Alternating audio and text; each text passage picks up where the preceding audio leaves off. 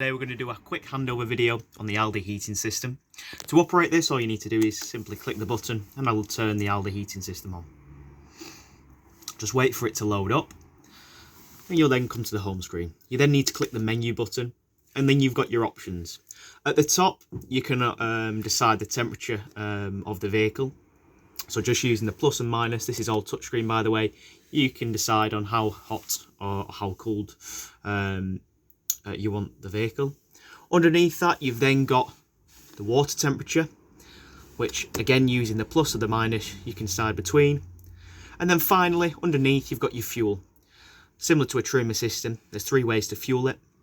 So you can either use electric or gas. To do that, for the electric you've got the option of 1 kilowatt electric, 2 kilowatt electric, or 3 kilowatt electric depending on your site's power. Finally underneath you've then got your gas button, whichever was to click that will operate and use and power the vehicle using gas.